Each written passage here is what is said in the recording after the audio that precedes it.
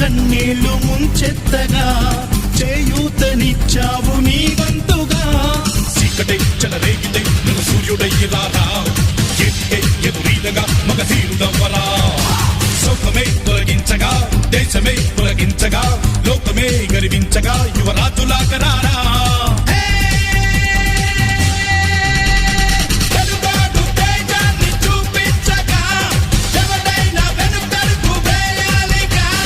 నిప్పుతునకై